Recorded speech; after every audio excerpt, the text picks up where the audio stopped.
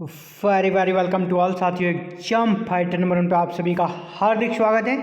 साथियों, बात करेंगे बिहार असिस्टेंट प्रोफेसर वैकेंसी से जुड़ी। जी हाँ, BSUSC Bihar state university service commission से बिहार में चल रही असिस्टेंट प्रोफेसर वैकेंसी के रिगार्डिंग बात करने वाले हैं। और ये बिल्कुल भी अच्छी खबर तो नहीं है, बैड न्यूज है, लेकिन हाँ आपको एक प्रकार से जागृति लाने का ये प्रयास है हमारा कि आपके अंदर जागृति आए।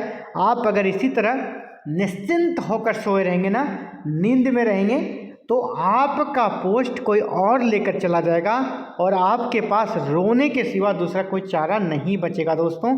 क्योंकि यहाँ पर बहुत बड़ा गेम हो रहा है, बहुत बड़ा खेल हो रहा है BSSU में, जो आपको समझना होगा।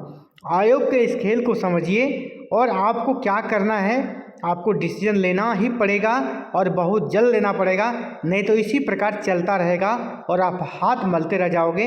आपकी नौकरी, आपका जॉब कोई और लेके चला जाएगा। तो चलिए, क्यों मैं इन बातों को कर रहा हूँ, आप ये देखिए भागलपुर फ्रंट पेज, ये न्यूज़ देखिए आप।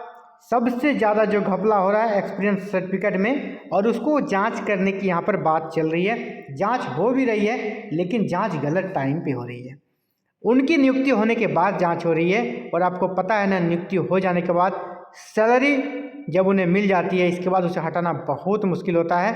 ये एक प्रकार से सोचा समझा कर सकते हैं प्लान हो सकता है कि पहले इन्हें नियुक्ति दे दो, कुछ महीने की सैलरी दे दो, फिर इसका जांच कराएंगे। तो जांच के नाम पर फिर लास्ट में क्या होता है ना, सिर्फ कैंडिडेट ही नहीं फंसते हैं, बल्कि जो अधिकारी इनके चयन के लिए उत्तरदायी थे उन पर भी आंच आएगी। और अंततः प्रयास यही होता है कि सबको किसी तरह इस मामले को लीपापोती करने का प्रयास किया जाता है और मामले को कर सकते किसी तरह साइलेंट मोड में ले जाए जाने का प्रयास होता है।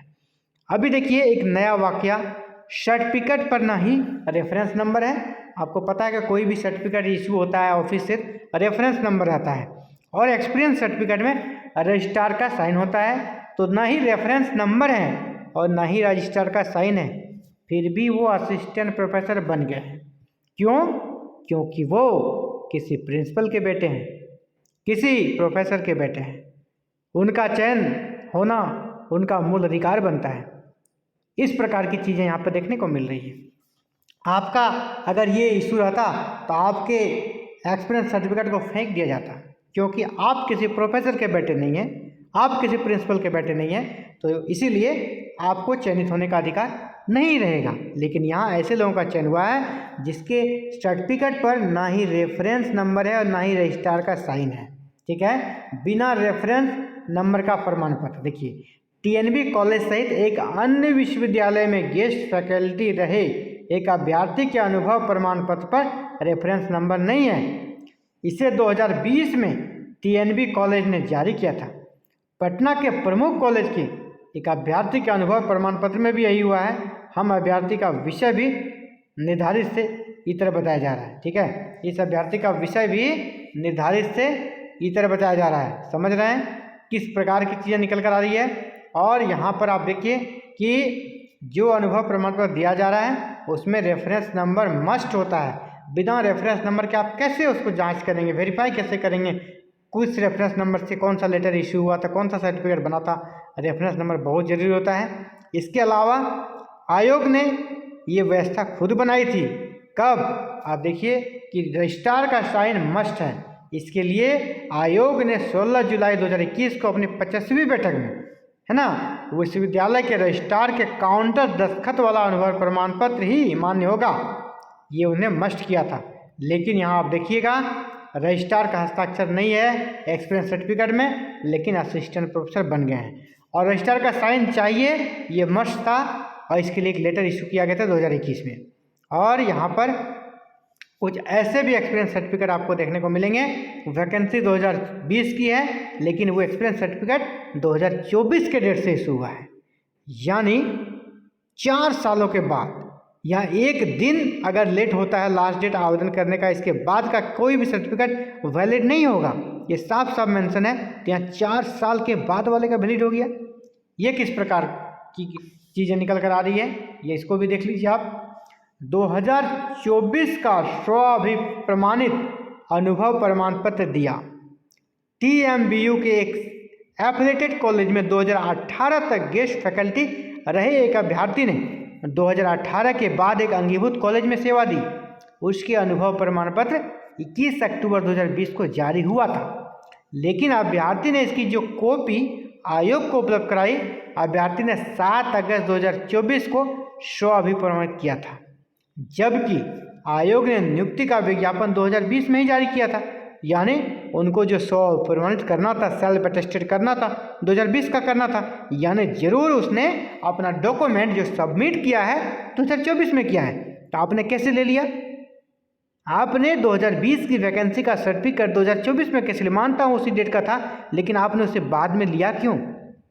लास्ट डेट के बाद फिर आप ले नहीं सकते हैं। तब इस प्रकार बहुत सारी चीज़ें हो सकती है। बता दें कि विज्ञापन तिथि जारी होने के बाद उपलब्ध कराई गई उपाधि के कारण आयोग ने समाजशास्त्र के एक अभ्यर्थी का चयन रद्द किया था। उसके लिए बाकायदा लेटर इशू किया गया था आयोग के द्वारा। पटना के एक अभ्यर्थी के अनुभव प्रमाण पत्र पर संबंधित विभाग के हेड का दस्तखत 2024 का है। अब तो सेल्फ अटेस्टेड तो था ही, अब हेड का दस्तखत भी 2024 का है ना। HOD का दस्तखत 2024 का है। तो क्या कहेंगे आप इसे? और जबकि जो रजिस्ट्रार हैं उनका कुछ रजिस्ट्रार, जैसे आपका चाहे TMBU के रजिस्ट्रार हो, जहाँ पर कि मैंने आपका ये वाक्य बताया भी, तो उस रजिस्ट्रार का भी क्या कहना है? गेस्ट फैकल्टी के अनुभव प्रमाण पत्र पर संबंधित विश्वविद्यालय के रजिस्ट्रार का काउंटर दस्तखत होना अनिवार्य है। ये कौन है? गिरिजेश नंदन कुमार, पूर्व रजिस्ट्रार TMBU। उनका खुद कहना है कि रजिस्ट्रार का काउंटर दस्तखत होना अनिवार्य है। मैंने भी अनुभव प्रमाण पत्र जारी किया था जिस पर काउंटर दस्तखत किया था। ये साफ साफ कर रहे हैं। इसके बाद यहाँ फिलहाल ये रजिस्ट्रार हैं, उनका स्टेटमेंट देख लेते हैं। विजय कुमार ठाकुर, ये मुंगेर विश्वविद्यालय के रजिस्ट्रार हैं वर्तमान में। अनुभव प्रमाण पत्र कॉलेज के प्राचार्य जारी करते हैं, इनका कहना है, लेकिन नियोक्ता विश्वविद्यालय होता है, इसीलिए बिना विश्वविद्यालय के रजिस्ट्रार के काउंटर दस्तखत के अनुभव प्रमाण पत्र मान्य हो ही नहीं सकता। लेकिन आयोग ने मान्य किया है, उनको चयनित भी किया है। इसीलिए ये सवाल उठता है कि इस प्रकार की गड़बड़ियाँ जो चल रही है, इस पर क्या किया जाए। तो अब आपके सामने एक ही उपाय है कि आपको अब आना होगा, स्टूडेंट को सामने आना होगा और इसके लिए प्रोटेस्ट करना होगा। और आपके लिए सीधा और शॉर्टकट रास्ता है कि आप आयोग के कार्यालय का घेराव करें, तभी हो सकता है। आपको रोड पे आना ही होगा, नहीं तो इस प्रकार चलते रहेगा और आयोग जांच के नाम पर आपको लॉलीपॉप थमाते रहेगा कि हम एक्सपीरियंस सर्टिफिकेट की जांच कर रहे हैं वगैरह। ये जांच वो जांच, आप जानते हैं जांच की प्रक्रिया कितने दिन चलता है इंडिया में और बिहार में। तो इसलिए आपको उस झांसे में नहीं आना है। जिन भी विषय का भी इंटरव्यू होना है, आप सभी को प्रोटेस्ट करना चाहिए, आयोग का घेराव करना चाहिए। जहाँ जहाँ आपको आवेदन देना चाहिए आपको आवेदन दें, जागें, नहीं तो फिर आपका जॉब कोई और लेकर चला जाएगा। तो चलिए, ये आप सभी के लिए अलार्मिंग से जुड़ा हुआ वीडियो था कि आप जागृत हों और अपने जॉब के लिए लड़ें, क्योंकि पढ़ने के साथ पढ़ना भी होगा और आपको लड़ना भी होगा। आज का समय ये आ गया है, सिर्फ पढ़ने से काम नहीं चलेगा, आपको लड़ने भी सीखना होगा। और किस प्रकार लड़ाई करनी है उसका मार्गदर्शन हम लोग बीच बीच पे करते रहेंगे कि किस प्रकार आपको प्रोटेस्ट करना है। बिल्कुल लोकतांत्रिक तरीके से, कोई भी हिंसक प्रोटेस्ट नहीं होना चाहिए। लोकतांत्रिक तरीके से अपनी आवाज़ को रखें, क्योंकि इंडिया एक हमारा लोकतांत्रिक देश है। आप लोकतांत्रिक तरीके से, शांतिपूर्ण तरीके से, एक आप PhD रिसर्च स्कॉलर हैं, आप PhD अवार्डेड हैं या नेट हैं, JRF हैं, जो आपका जिस प्रकार ज्ञान है उसी के अकॉर्डिंग आपको अपना मांग को जायज़ तरीके से, शांतिपूर्ण तरीके से, लोकतांत्रिक तरीके से रखने का प्रयास करना चाहिए और लगातार करते रहना चाहिए, नहीं तो फिर काफ़ी विलम्ब हो जाएगा। चलिए, इस वीडियो में इतना है। जल्द मिलते हैं नए अपडेट के साथ, नई वीडियो में बहुत जल्द। Thank you. जय हिंद, जय भारत, जय बिहार।